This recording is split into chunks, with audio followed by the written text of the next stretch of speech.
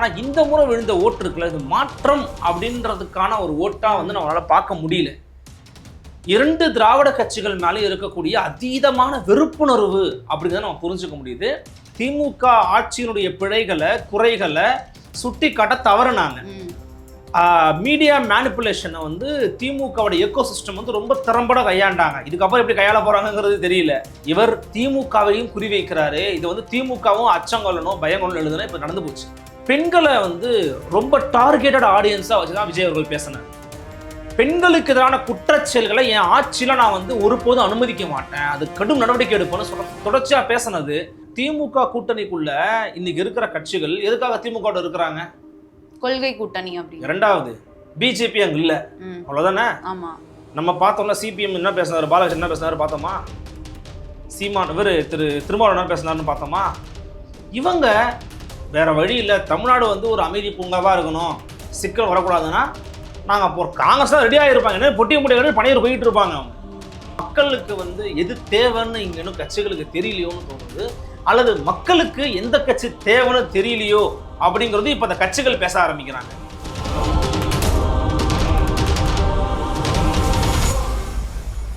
நிம்மதி property management. Contact 7667008999. நலம் தரும் நல்லார் சித்த மருத்துவமனை. இதய நோய், சர்க்கரை நோய், பக்கவாதம், சிறுநீரக பிரச்சனை, தண்டுவடம் மற்றும் மூட்டு பிரச்சனைகளுக்கு மிகச்சிறந்த மருத்துவமனை. கிருஷ்ணகிரி, சென்னை மற்றும் மதுரை. தொடர்புக்கு 8807666117 மற்றும் 8807666118. சார் வணக்கம். வணக்கம் கவிப்பிரியா. இன்றைய தேர்தல் முடிவுகள் தொடர்ச்சியாக நம்ம பார்த்துட்டு இருக்கோம் காலையிலேருந்து. இப்போ அந்த வகையில் தாவேகா எல்லா இடத்துலையுமே முன்னிலையில் இருக்கு. அடுத்த தமிழ்நாட்டின் முதல்வர் விஜய் அப்படின்னு சொல்றது தான் மிச்சமாக இருக்கு. பழம்பெரும் கட்சியான திமுகவையும் அதிமுகவையும் எல்லா தொகுதியிலையும் பின்தள்ளிட்டு, குறிப்பாக சொல்லணும்னா சிட்டிங் எம்எல்ஏக்கள், முக்கியமாக அமைச்சர்கள் தொகுதியில்னா கூட இப்போ ஜெயக்குமார் அவர்களுடைய தொகுதியில் டெபாசிட்டே இழந்துட்டார் அவர். இப்போ இந்த மாதிரி எல்லா தொகுதியிலையும் முன்னிலையில் வந்துட்டு இருக்கு டிவிகே. இது எப்படி பார்க்குறீங்க? முதற்கட்டமாக யாரும் எதிர்பார்க்காதது, எக்ஸிட் போல்ஸும் சரி, அரசியல் விமர்சகர்கள், பத்திரிகையாளர்கள் அப்படின்னு யாருமே கணிக்காத ஒரு விஷயம் நடந்துட்டு இருக்கு. எப்போதுமே வந்து ஜனநாயகத்தில் வந்து மக்களுடைய முடிவு, இறுதியாக ஒரு மக்கள் முடிவு எடுத்துருக்கிறாங்கன்னா அந்த முடிவுக்கு நம்ம வந்து வரவேற்கணும், அந்த முடிவுக்கு நன்றி அப்படிங்கிறத சொல்லணும். ஸோ அந்த அடிப்படையில் பார்க்கும்போது மக்கள் முடிவை வந்து வரவேற்கிறோம், அந்த முடிவுக்கு வந்து வாழ்த்துக்கள் தெரிவிக்கிறோம். மக்கள் ஒருத்தரை தேர்வு பண்ணியிருக்கிறாங்க. நீங்கள் கேட்ட மாதிரி அந்த கேள்விக்குள்ளே போகிறதுக்கு முன்னாடி ஒரு விஷயத்தை நம்ம வந்து பதிவு பண்ணிக்கலாம். தாவேகாவின் தலைவர் திரு விஜய் அவர்களுக்கு மனமார்ந்த வாழ்த்துக்களை தெரிவிச்சுக்கலாம். அவர் மீது பல விமர்சனங்கள் வந்துச்சு, அவருடைய செயல்பாடுகள் அடிப்படையில், அவருடைய நிலைப்பாடு அடிப்படையில் பற்றி பல விமர்சனங்கள் வந்துச்சு. இன்னும் ஒரு ப்ரெஸ் மீட் கூட சந்திக்கலை அப்படிங்கிற விமர்சனமாக ஒரு மணி இருந்துக்கிட்டு இருந்தாலுமே கூட இதெல்லாம் ஒரு ஓரமாக வைங்க, மக்களை நான் ஆதரிக்கிறாங்க அப்படின்னு சொல்லி அதை நிரூபித்து, சொல்லி இல்லை இதுக்கப்புறம் சொல்லி சொல்லக்கூடாது, இப்போ அதை நிரூபித்து பண்ணிருக்கிறாரு. இப்போ வரைக்கும் நம்ம பேசிட்டு இருக்கிற நேரத்தில் நான் அந்த டேட்டாவோட நான் பேசணும் அப்படிங்கிறது. கிட்டத்தட்ட வின்னிங்னு சொல்லிட்டே 14 தொகுதி வந்து போட்டாங்க. லீடிங்ல 94 தொகுதி, மொத்தமாக 108 அப்படின்னு அப்டேட் பண்ணியிருக்காங்க. ஆக்சுவலி எலெக்ஷன் கமிஷன் ஆஃப் இந்தியாவோட வெப்சைட்டில் இப்போ வந்து ஃபஸ்ட்டு டிவிகேன்னு பர்சன்டேஜ் போடலை, இப்போ டிவிகேன்னு போட்டாங்க. ஏன் தெரியுங்களா? டிவிகே வந்து இப்போ வந்து ஒரு அங்கீகரிக்கப்பட்ட மாநில கட்சியாக மாறிடுச்சு. ஏன் அப்படின்னா இப்போ நம்ம பேசிட்டு இருக்கிற நேரத்தில் டிவிக்கோட பர்சன்டேஜ் 34.83, 1,45,64,318 ஓட்டுகள் வாங்கியிருக்கிறாரு. அடுத்தபடியாக ரெண்டாவது யார் இருக்கிறான்னு பார்த்தீங்கன்னா டிஎம்கே 1,01,10,1970 ஓட்டு வாங்கியிருக்கிறாங்க. அதன் பிறகு மூன்றாவது இடம் வந்து பார்த்தீங்கன்னா அதிமுகவுக்கு 89,39,271 21.36%.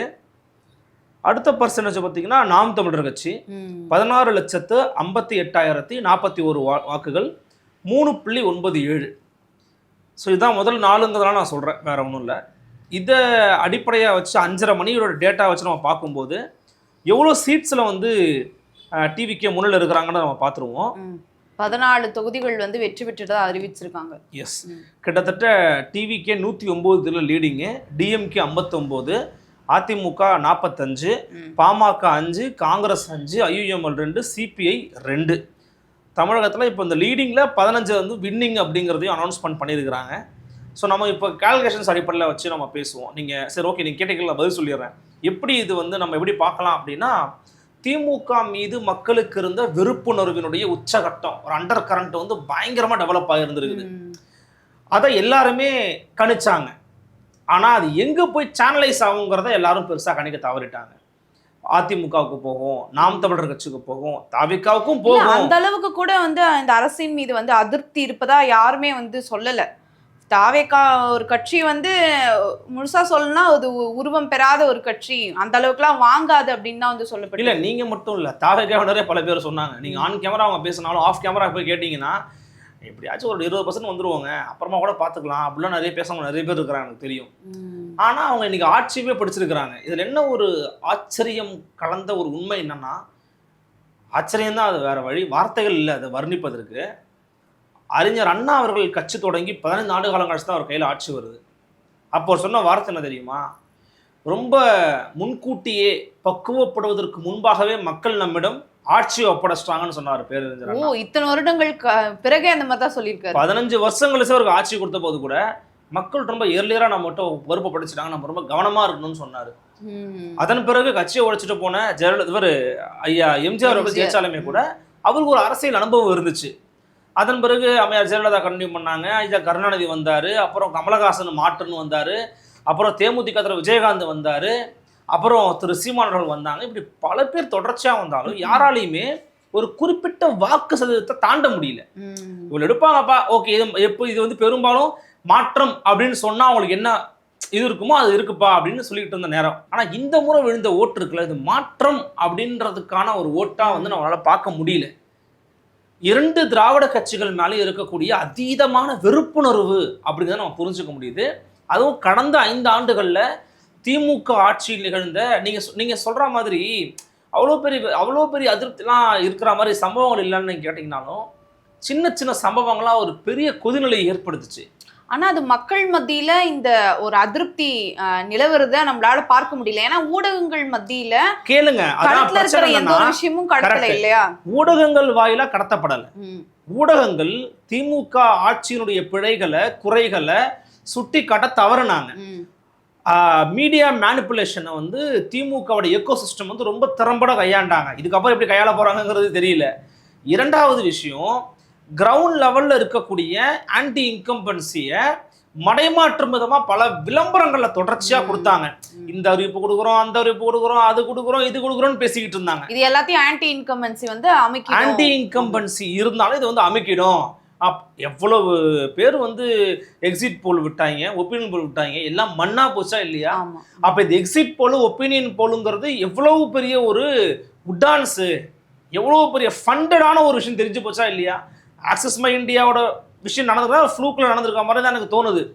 இதுக்கு முன்னாடி சொன்னது எல்லாமே நடந்திருக்கான்னு கேட்டிங்கன்னா இல்லை. பட் அவங்க வந்து சொன்னது நடந்து போச்சு, நம்ம ஒத்துக்கிட்டு தான் ஆகணும். ஆனால் ஓவராலாக நீங்கள் பார்க்கும்போது திமுக ஆட்சியின் மீதான அந்த உணர்வை வெளிப்படுத்துவதற்கு கூட மக்களுக்கு இடம் இல்லாமல் இருந்துச்சு. அந்த இடத்த தான் எடப்பாடி பிடிப்பாரா, சீமான் பிடிப்பாரா, விஜய் பிடிப்பாரான்னு பார்க்கும்போது அப்படியே பல்கா அள்ளிட்டு போயிருக்கிறாரு விஜய். இதுல நிறைய பேர் சொன்னாங்க அதிமுக ஓட்டை தான் பிரிப்பாரு, விஜய் வந்து இவங்க ஓட்டை தான் பிரிப்பாரு, அவர் ஆன்டி டிஎம்கே தாங்க பிரிக்கிறாரு. இவர் என்னங்க, நான் முதல்ல அவர் கட்சி ஆளும்போது எழுதுனேன், இவர் திமுகவையும் குறிவைக்கிறாரு, இது வந்து திமுகவும் அச்சங்கொள்ளணும் பயங்கொள்ளணும் எழுதுனேன். இப்ப நடந்து போச்சு. திமுக ஓட்டை பிரிச்சிருக்காருல்ல, அதனால தான் நீங்க ஓட்டு இப்போ எவ்வளவு சீட்டு வாங்குனீங்க. ஸ்டாலின் அவர்களே கொளத்தூர் தொகுதியில வந்து தோல்வி அடையக்கூடிய நிலையில தானே இருக்காரு. இப்ப முதல்வர் தோல்வி நிலையில இல்ல, முதல்வர் தோல்வி. சிஎம் ஸ்டாலின் அவர்கள் தோத்துட்டாரு, சிஎம் இல்ல அவர், திமுக தலைவர் தோல்வி. திமுக முக்கிய மந்திரிகள் காந்தி தோல்வி, சைதாப்பேட்டையில மா சுப்பிரமணியம் தோல்வி, அப்புறம் இனிகோ இருதயராஜ் தோல்வி, மூப்பே சாமிநாதன் தோல்வி, இன்னும் பல பேருங்க. சிட்டிங் மினிஸ்டர் சைதாப்பேட்டையில சிட்டிங் மினிஸ்டரா இருந்த மாசு தோக்குறாருங்க, ஜெயக்குமார் டெபாசிட் இழக்கிறாருங்க. அர்பன்ல மட்டும் ஓரளவு அவருக்கு வந்து வாக்கு வங்கி வச்சிருப்பாரு, மற்ற இடங்களை பண்ண மாட்டாருன்னு நினைச்சோம். நம்ம தப்பு கணக்கு போட்டிருக்கோம், நானே ஒத்துக்கிறேன். 95% அவரை அமைக்க வாய்ப்பு இல்லைன்னு நானே தான் பேசினேன். இப்போ சொல்கிறேன், நான் அப்போ கணிச்சு தவறாக போயிருக்குது. ஒரு 5% நான் கொடுத்தேன். பெனிஃபிட் ஆஃப் டவுட் எப்பயுமே எதிராளிக்கு நம்ம கொடுக்கணும். அதில் அவங்க வின் பண்ணிட்டு மேலே வந்திருக்கிறாங்கன்றதை நான் பார்க்குறேன். என்னுடைய கணிப்பு வந்து பெண்களை வந்து ரொம்ப டார்கெட்டட் ஆடியன்ஸாக வச்சு தான் விஜய் அவர்கள் பேசினார். பெண்களுக்கு எதிரான குற்றச்செயல்களை என் ஆட்சியில் நான் வந்து ஒருபோதும் அனுமதிக்க மாட்டேன், அது கடும் நடவடிக்கை எடுப்பேன்னு தொடர்ச்சியாக பேசினது கிரவுண்டில் பெண்களுக்கு எதிரான குடும்பங்கள் அதிகரிச்சுட்டே போனது. இது ரெண்டுமே நீங்கள் பார்க்கணும். இந்த ஆட்சி தோற்றதற்கு திமுகவின் தோல்விக்கு அதிமுக்கியமான காரணங்கள்ல 3வது காரணம் அந்த காவல்துறை, சட்டம் ஒழுங்கு பிரச்சனை. காவல்துறை இந்த ட்விட்டரில் ஏதோ எழுதுறவன், வீடியோ போடுறவன், இவனெல்லாம் கூப்பிட்டு என்னென்ன பேச்சு, என்னென்ன அட்டூழியம் பண்ணாங்க. ஒட்டுமொத்த முகத்திலேயே கரிய பூசியிருக்கிறாரு விஜய். காவல்துறையில் இருக்கக்கூடிய ஆட்சி அதிகாரிகளுக்கு ஆதரவாக செயல்படக்கூடிய, கைக்கூலிகளாக செயல்படக்கூடிய நபர்கள் எல்லாம் இன்னைக்கு என்ன பண்ண போறாங்கன்னு தெரியல. அப்ப அங்கேயும் வந்து ஒரு பெரிய டேமேஜ் நடந்திருக்குது. நல்லா யோசிச்சுக்கோங்க. விளம்பரங்கள், மீடியா மேனிப்புலேஷன், காவல்துறை, இதை 3 வச்சு தான் இந்த ஆட்சியை ஓட்டிக்கிட்டு இருந்தாங்க. நினைச்சு பாருங்க, ஒரு மனிதர் உங்களுக்கு எதிராக ஒரு கருத்தை சொல்றாருன்னா அதுக்கு நீங்க திரும்பி பதில் கருத்தை சொல்லலாம். வீட்டுக்குள்ள போய் ஒருத்தருடைய வீட்டுக்குள்ள போய் மலத்தை அள்ளி ஊத்தக்கூடிய ஒரு மனநிலை ஒருத்தருக்கு வந்துருச்சுனாலே, இப்ப இந்த மலத்தை அள்ளி யார் மேல ஊத்திருக்காங்கன்னு பாத்தீங்களா?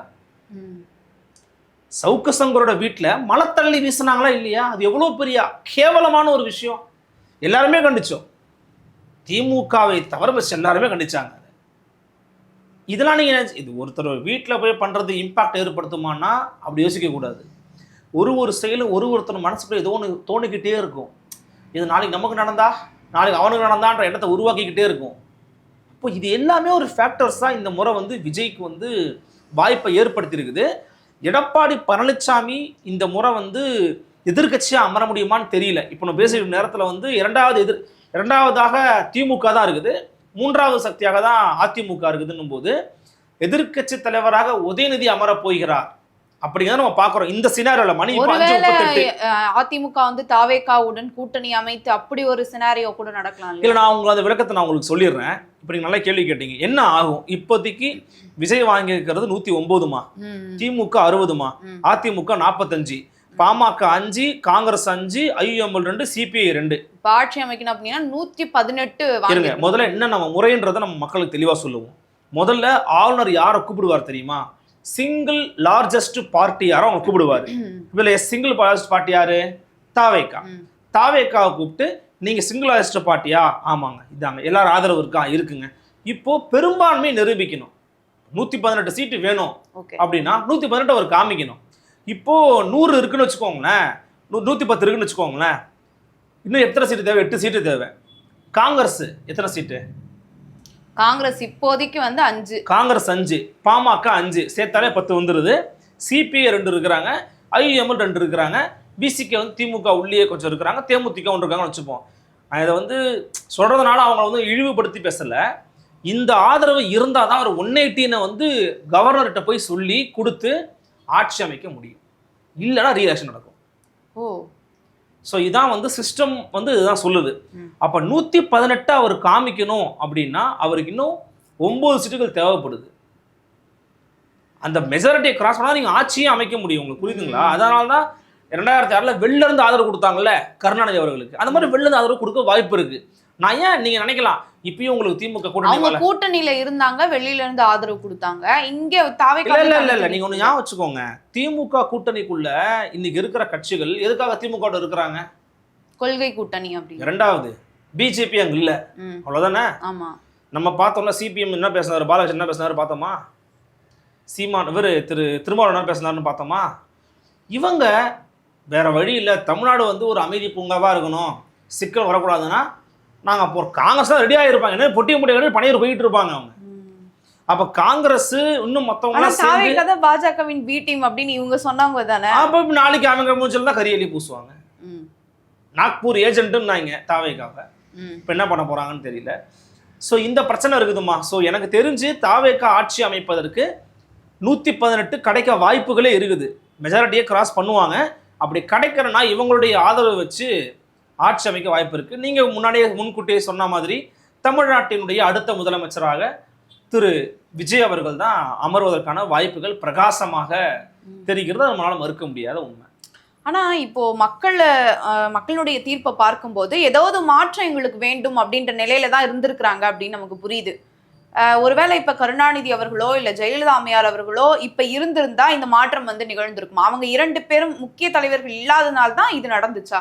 இல்ல அது ஒரு ஒரு முக்கியமான வெற்றிடம் இருக்கு அது அப்படின்றதுனால அது உண்மைதான். அவங்க 2 பேர் இருந்திருந்தாங்கன்னா விஜய் வந்திருப்பாருன்னே தெரியாது முதல்ல. இல்ல 2 பேர்ல யாராவது ஒருத்தர் இருந்திருந்தா இது நடந்திருக்குமா? இல்ல நடந்திருக்க வாய்ப்பு இல்லைல்ல. ஒரு ஒரு ஒரு ஒரு ஏற்கனவே தங்கள் வாக்கு வங்கியை நிரூபித்த தலைவர் என்று மக்களால் ஏற்றுக்கொள்ளப்பட்டவர்கள் இருக்கிற போது இது நடந்திருக்காது. ரொம்ப ரொம்ப ரேர் தான் என்னை கேட்டீங்கன்னா. ஆனா விஜய் அதை பண்ணிட்டாரு. ஆனா தேமுதிக வரும்போது இது நடந்துச்சுல, தொங்கு சட்டமன்றம் அமைஞ்சது 8% பிரிச்சாரு. 8% பிரிச்சதால தொங்கு சட்டமன்றம் அமைஞ்சது. அதை விட இவருடைய திரை கவர்ச்சி வந்து அதான் அதிக இப்ப அளவுல என்ன இருக்குல்ல. பிரச்சனைனா விஜயகாந்த் வேற, கமலஹாசன் வேற, விஜய் வேற நிரூபிச்சிட்டாரு. நான் தான் சொல்றேனே, என்டி ராமாராவுக்கு பிறகு நடந்திருக்குது இந்த சாதனை. இதுக்கு முன்னாடி இந்த சாதனை தமிழகத்தில் நடந்ததே கிடையாது. கட்சி ஆரம்பிச்ச 3 வருஷத்துல யாருமா சிஎம் ஆக முடியும்? யாரு பண்ணியிருக்காரு தமிழ்நாட்டில்? கட்சி ஆரம்பிச்ச 3 வருஷத்துல நாமளே பேசியிருக்கோம். உழைப்பே இன்னும் அதிகமாக செலுத்துற திரு விஜய் அவர்கள். இவர் மட்டும் இன்னும் அதிகமான உழைச்சு ஜனவரியிலேருந்து மார்ச் வரைக்கும் இன்னும் டீப் ரூட்டடாக கிரவுண்டில் இறங்கி இன்னும் வேலை பார்த்து சம்பவம் பண்ணியிருந்தாருன்னா, ஒருவேளை இது வந்து அலை ப்ளஸ் சுனாமின்னு சேர்த்து சொல்கிறோம், அது சுனாமியாவே மாறி இருக்கும். 200 கூட கிராஸ் பண்ணியிருப்பாரோன்னு சந்தேகமாக இருக்குது நமக்கு. இன்னும் அதற்கான வாய்ப்புகளும் விஜய் அவர்களுக்கு வருங்காலத்தில் இருக்குது. இது ஒரு மிகப்பெரிய சாதனை. இது நம்ம வந்து கொண்டாடுவதற்கோ எள்ளி நகையாடுவதற்கோ அது இடம் இல்லை. இல்ல முக்கியமா ஒன்னு எடுத்துக்கணும் என்னன்னா, திராவிட கட்சிகளுக்கு ஒரு பயத்தை கொடுத்திருக்காரு விஜய். கட்டாயமா கொடுத்திருக்காரு. இன்னொன்னு 2 பேரை தவிர்த்து இன்னொரு மூன்றாவது விஷயமும் எனக்கு தோணுது என்னன்னா, மக்களுக்கு வந்து எது தேவைன்னு இங்க இன்னும் கட்சிகளுக்கு தெரியலையோன்னு தோணுது. அல்லது மக்களுக்கு எந்த கட்சி தேவைன்னு தெரியலையோ அப்படிங்கிறது இப்ப அந்த கட்சிகள் பேச ஆரம்பிக்கிறாங்க. சில கட்சிகள் வந்து என்ன சொல்றாங்கன்னா, எவ்வளோ கோட்பாடெல்லாம் பேசணும், கொள்கையெல்லாம் பேசணும், ஆனா மக்களுக்கு அது விருப்பம் இல்லையா கேட்குறாங்க. சில பேர் நாங்கள் இவ்வளோ இலவசம் கொடுத்தோமே, திமுகவில் ஆதரவாளர்கள் பல பேர் சொல்றாங்க, நாங்கள் எவ்வளவோ அவங்களுக்கு பெனிஃபிட்ஸ் கொடுத்தோமே, அவங்க ஏன் எங்களை நிராகரிச்சாங்கன்னு கேட்குறாங்க. அப்போ இந்த மாதிரி நிறைய விஷயங்கள் வந்து மக்கள் எதிர்கட்சிகள் கேட்க ஆரம்பிக்கிறாங்கல்ல, அதற்கான விடை என்னங்கிறத அடுத்த 3 மாசங்களும் அவங்க வந்து தங்களை சுய பரிசோதனை பண்ணிக்கணும். உண்மை. இப்போ யோசிச்சு பாருங்க, சென்னை திமுகவின் கோட்டைன்னாங்க, கோட்டையிலே ஓட்டையை போட்டாங்கல்ல. ஆமா, முடிஞ்சு போச்சுமா. சென்னையை ஸ்வீப் பண்ணியிருக்காரு விஜய். நீங்க யாரும் எதிர்பார்க்காத ஒன்று. அப்போ தாவேகா அப்படிங்கிற கட்சியை எவ்ரிபடி அண்டர் எஸ்டிமேட்டட். எனக்கு தெரிஞ்ச பத்திரிகையாளர்களுடைய சரௌண்டிங்ஸ்ல திரு ஷபீர் அகமது அவர்கள் மட்டும்தான், தி நியூஸ் மினிட் ஆசிரியர் ஷபீர் அவர்கள் மட்டும்தான் ஜெயிக்க வாய்ப்பு இருக்கு நம்ம பேட்டில் பேசினார். நீங்க பார்த்துருப்பீங்க. அதை பற்றி அவர் ஓப்பனாக சொன்னார், ஜெயிக்கவே வாய்ப்பு இருக்குங்க, நீங்க அண்டர் எஸ்டிமேட் பண்ணக்கூடாதுன்னு சொன்னார் அவர். அப்புறம் தாவேகால இருக்கிற திரு ஃபெலிக்ஸ் ஜெரால்ட் அவர் சொன்னார், நீங்க இப்போ அதை எஸ்டிமேட் பண்ணதே ரொம்ப கம்மியான ஆட்கள் தானே. எஸ்டிமேட் பார்த்து எள்ளி தானே நகையாடிட்டு இருந்தோம். இப்போ என்னையவே கேட்டிங்கன்னா எப்படிங்க அதுக்கு வாய்ப்பு இல்லைங்க, அது நடக்காதுன்னு நினச்சோம், பட் நடந்துருச்சு. அப்போ மக்களை படிக்க தவறிட்டோன்ற ஒரு உள்ளுணர்தெல்லாம் நமக்கு வந்து இது ஏற்படுத்தி தேர்தல். இப்ப விஜய் அவர்களிடம் வந்து இவங்க சொன்னதுதான், அதாவது விஜய் சொன்னதையே அண்ணா சொன்னதை வந்து சொல்லியிருந்தாரு, மக்களிடம் செல், மக்களிடம் உண்ணுங்கள், மக்களிடம் உறங்குங்கள், அவங்களிடம் வந்து அரசியலை கத்துக்கோங்க. ஆனா இது முன்னாடி கோட்பாடு மாவோ சொன்னதாகவும் சொல்லுவாங்க. இதை வந்து இப்ப திமுகவிடம் நம்ம கொண்டு போனோம் அப்படின்னு நினைக்கிறேன். ஏன்னா மக்களுடைய மனதை வந்து படிக்க தவறிட்டாங்களோ? நீங்க இல்ல நீங்க அப்படி பாத்தீங்கன்னா திமுக அதிமுக தான் மக்களோட இருந்தாங்க. ஆனா மக்கள் நீங்க கூடவே இருந்தாலும் உங்க கூட அவங்க இல்ல, அவங்க கல அரசியல் பண்ணியிருந்தா இது வந்து எதிரொலிச்சிருக்காது. என்னன்னாமா ஒரு விஷயம் இருக்குது, நீங்க ரொம்ப கொஞ்சம் பொறுமையா வச்சு பார்த்தீங்கன்னா, இந்த மக்கள் எல்லோருமே ஏற்கனவே திமுக அதிமுகவுக்கு வாக்களிச்சவங்க தானே. ஏற்கனவே உங்களுக்கு தான் வாக்களிச்சிருப்பாங்க. நியூ ஜென்ரேஷன் ஓட்டர்ஸ் கம்மி தான், ரொம்ப அதிகம்லாம் ஒன்றும் கிடையாது. ஏன் இவங்க ஷிஃப்ட் ஆகிருக்கிறாங்கன்னு யோசிக்கிறதுக்கு ரொம்ப சிம்பிள் லாஜிக் இருக்குது. ஏன் ஷிஃப்ட் ஆகிருப்பாங்கன்னா 2 விஷயம். எக்ஸிஸ்டிங் பார்ட்டிஸ் மேலே இருந்த அவநம்பிக்கை. 2வது விஷயம், இவங்க 2 பேருக்கும் மாற்றுன்னு நம்ம நினைக்கிறவங்க யாருமே இவங்களை ஒரு ஃபெமிலியரான ஆளாக இல்லை. அப்போது இவங்களை விட ஃபெமிலியரான ஆள் யார் இப்போதைக்கு? விஜய். அவருடைய 30 ஆண்டு கால சினிமா உழைப்பை நீங்க நிராகரிக்க முடியாது. உண்மைதானே அது? அப்ப இங்க வந்து சினிமா தான் வந்து வெற்றி பெற்றிருக்குன்னு தான் எடுத்துக்க முடியும். ஒரு வகையில விஜய் அவர்களுடைய சினிமாவில் மூலமாக அவர் பெற்ற அந்த அந்த அந்த கவர்ச்சி முகத்தை, அந்த பிம்பத்தை நீங்க நிராகரிக்க முடியாது. இப்ப என்ன பேசுறாங்கன்னா, அவர் அதன் மூலமாக வந்து எய்ம் பண்ணதே இதுக்குதான் அவங்க அப்பா சொல்றாரு, எஸ்எஸ்சி சொல்றாரு. எஸ்எஸ்சி அவரோட பேட்டி நான் பார்த்தேன், மாலை முஸ்லா டிபேட் போகும்போது பார்த்தேன். அவர் சொல்றாரு, அப்போ அவர் வெயிட் பண்ணி வந்திருக்கிறாருங்கிறாரு அவங்க அப்பா. அது உண்மையோ பொய்யோ, பட் அந்த உழைப்பையும் ப்ளஸ் இவரை பொறுத்த வரைக்கும் இந்த 3 ஆண்டுகளை ஒரு கட்சி நடத்தி ஒரு இவ்வளோ பேசுறது ஒரு பெரிய உழைப்பு தான்.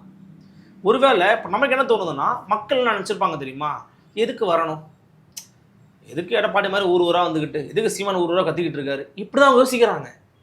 அவங்களுடைய மனநிலை இப்படி தான் இருக்குது. எதுக்கு அவங்க வராங்க, கைக்குள்ள உலகம் வந்துருச்சு. இல்ல தேர்தல் காலத்துல மட்டும் மக்களை வந்து சந்திக்கிறது வந்து கள அரசியல் இல்ல, மக்களுக்கான அரசியல் இல்ல. அவங்களுக்கான பிரச்சனை வரும்போது அங்க போய் நிக்கணும்ல.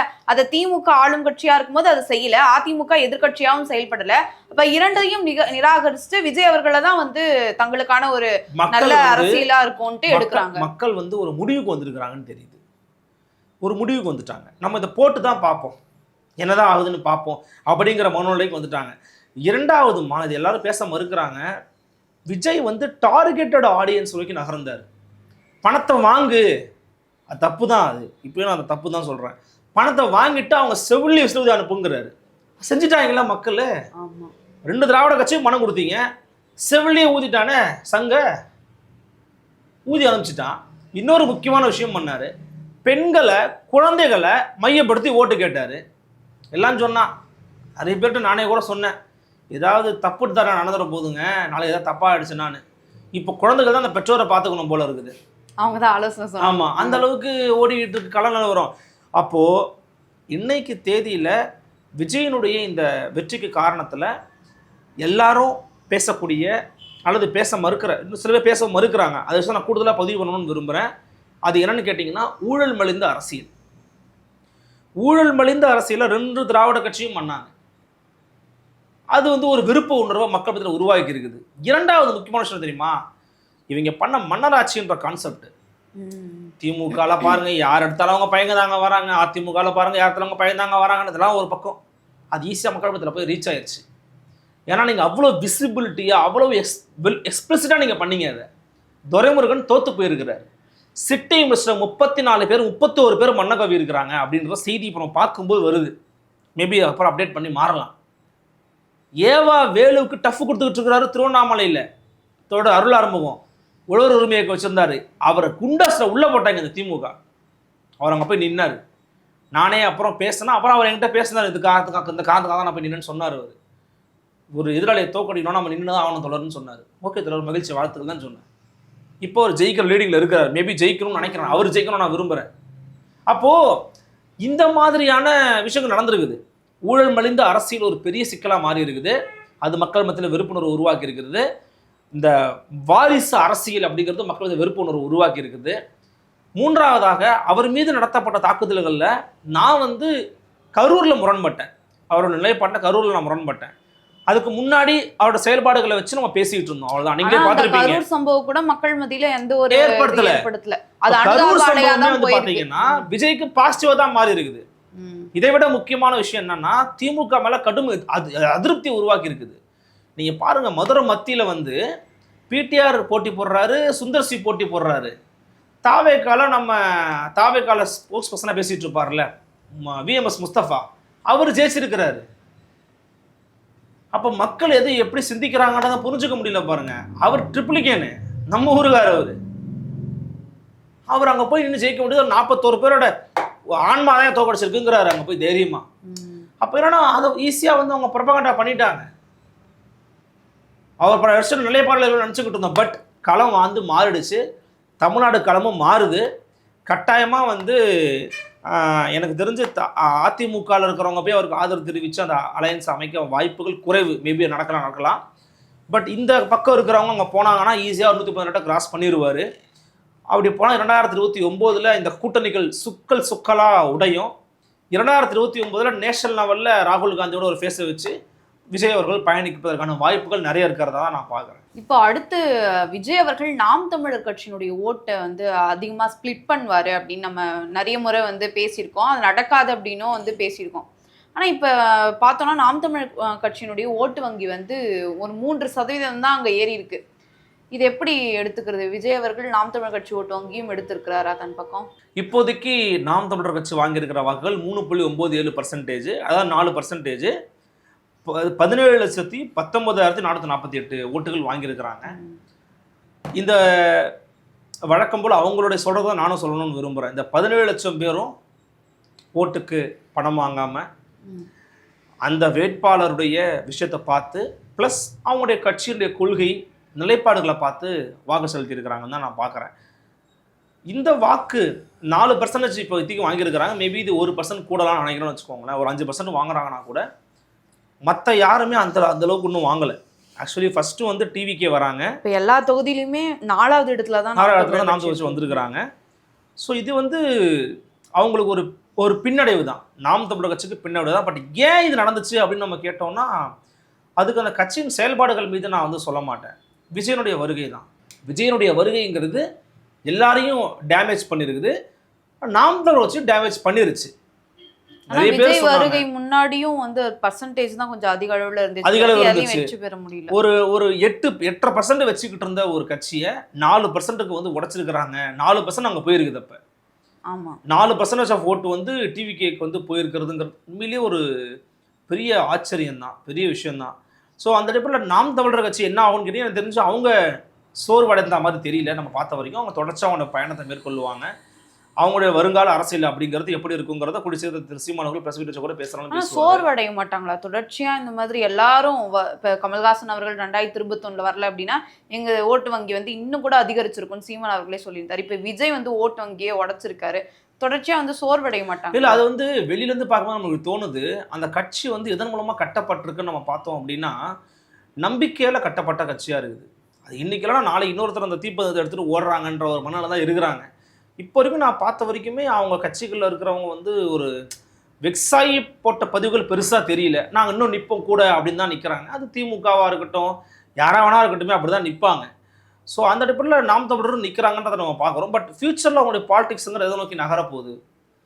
ஏன்னா ஆன்டி பிஜேபி ஃபோர்ஸஸில் இப்போ வந்து விஜய் இருக்கிறாரு, திமுக நிற்கிது, நாம் தமிழர் கட்சி நிற்கிது, இன்னும் பல பேர் நிற்கிறாங்க. இப்போ பிஜேபி இருந்துச்சு இப்போ வரைக்கும் ஒரு சீட்டு வின் பண்ண மாதிரி தெரியல, எனக்கு தெரியல. மேபி வின் பண்ணாங்கன்னா என்னன்னு தெரியல. ஒரு நிமிஷம் அதையும் நம்ம பார்த்துருவோம். பிஜேபி ஒரு சீட் ஜெயிச்சிருக்காங்களா? ஆமாம், உதகமண்டலத்தை ஜெயிச்சிருக்கிறாங்கன்னு நினைக்கிறேன். போகஜராஜன் அப்படிங்கிறவர் ஜெயிச்சிருக்கிறாரு. மிச்சப்படி யாரும் பெருசாக ஜெயிக்கலை. ஸோ நம்மளை பொறுத்த வரைக்கும் நாம் தமிழர் கட்சி தொடர்ச்சி அவங்களுடைய பயணத்தை இன்னுமே மேற்கொள்ளுவாங்க. அது நாளைக்கு கூட்டணி நோக்கி நகரலாம் ஆச்சரியப்படுவதற்கு இல்லைன்றதான் என்னுடைய கருத்து. ஸோ தாவேகாவை வந்து எல்லாரும் அண்டர் எஸ்டிமேட் பண்ணிட்டோம், அதை நம்ம வந்து ஒத்துக்கிட்டு தான் ஆகணும். தாவேகா டிட் வெல். அவங்களுடைய தலைவர் விஜய் அவர்களுக்கு மனமார்ந்த வாழ்த்துக்கள். எப்படியோ அவங்க சொன்ன மாதிரி ஒரு அவங்களுடைய தொடர்ச்சியான நெரேட்டிவ் வந்து வின் பண்ணப்பட்டிருக்குது, ஜெயிச்சிருக்குது. மக்கள் தீர்ப்பு அளிச்சிருக்கிறாங்க, மக்கள் தீர்ப்பு நம்ம மதிக்கணும். முக்கியமாக அவங்களுக்கு இருக்கிற சவால்களை பற்றி நம்ம பேசணும் அப்படின்னா கடன் சும்மா ஒரு பெரிய சவாலாக இருக்க போது தாவேகாவுக்கு. குறிப்பாக இலவசங்கள் பெரிய சவாலாக இருக்க போது. 2500 ரூபா கொடுக்க போகிறேன் அப்படின்றத அறிவிச்சிருந்தாரு, அது ஒரு பெரிய சவாலாக இருக்க போது. 6 சிலிண்டர் ஃப்ரீ அப்படின்னு சொல்லியிருக்கிறார், அது ஒரு பெரிய சவாலாக இருக்க போது. இதெல்லாம் எப்படி மேனேஜ் பண்ணி இதெல்லாம் கடந்து மேலே வரப்போறாரு விஜய் அப்படின்னு மிகப்பெரிய சவாலாக என்ன பார்க்கப்படும்னா, ஒருவேளை திமுக எதிர்கட்சி அந்தஸ்தில் வந்துருச்சு அப்படின்னா அவங்க கொடுக்கக்கூடிய குடைச்சலை வந்து தாவேகா வந்து தாங்குமா? ஏன்னா எதிர்கட்சியினுடைய அந்த செயலை வந்து தொடர்ச்சியா அந்த நிவர்த்தி பண்ணிட்டு இருக்கிறது திமுக. அதிமுக அந்த அளவுக்கு வந்து பண்ணலை அப்படின்னு சொல்லலாம். இது எப்படி நடக்கும்? அந்த இல்லை, எதிர்கட்சியா எப்பவுமே திமுக இருக்கும்போது சொசைட்டி சூப்பராக இருக்கும். ஏன்னா அவங்க நம்ம நிறைய பாயிண்ட்ஸ் கொடுப்பாங்க. டிபேட்லயும் வந்து பாத்தீங்கன்னா கள நிலவரத்துல என்ன நடக்குது, அதாவது இஷ்யூஸ் என்ன பிரச்சனைகள் மக்கள் மத்தியில என்ன நடக்குதுன்றது பேசுவாங்களே தவிர்த்து வேற எதுவும் திட்டங்களை பத்தி பேச மாட்டாங்க. இப்ப அது மாதிரி பேசுவாங்க இல்லையா? இனி பேசலாம் ஆகணும். இனிமே நீங்க வந்து டேட்டா பத்தி பேசுறதுக்கு ஒன்றும் இல்லை. இனிமே தாவேகால இருக்கிறவங்க அடுத்து என்ன செய்ய போறீங்க, இது செஞ்சது காசு எங்க இருந்து இருக்கு அப்படிங்கிற டேட்டா பத்தி தான் பேசி ஆகணும். மக்கள் டேட்டா பத்தி பேச முடியாது, இந்த டேட்டா பத்தி நீங்க பேசி ஆகணும். ஸோ அதை எப்படி பண்ண போறாங்கன்னு பொறுத்துறது தான் பார்க்கணும். Let TVK has honeymoon period. DMK வந்து ஹனிமூன் பீரியட் இருந்திருக்காது, டிவிகேக்கு நல்லாவே ஹனிமூன் பீரியட் கிடைக்கும். இன்னைக்கு என்ன கேட்டாலும் ஒரு 6 மாசத்துக்கு இப்போதானே வந்திருக்காங்கன்னு சொல்லுவாங்க. மற்றவங்களுக்காவது ஏற்கனவே பல முறை ஆண்டவங்க தெரியாதுன்னு கேட்பாங்க. இவங்களுக்கு அப்படி கிடையாது, இப்போதான் ஆட்சியே கொடுத்துருக்கோம், பண்ணட்டும் தம்பிங்க அப்படின்னு சொல்லுவாங்க. பட் தமிழ்நாடு நல்ல ரீதியாக வளர்கிறதுக்கு தொடர்ச்சியாக தாவேகா தலைவர் விஜய் அவர்கள் தன் ஆன்டி பிஜேபி ஸ்டாண்டில் ஸ்ட்ராங்காக இருக்கணுன்ற கோரிக்கை மட்டும் நம்ம வச்சுக்கலாம். சரி, பார்க்கலாம். நன்றி சார். நன்றிம்மா.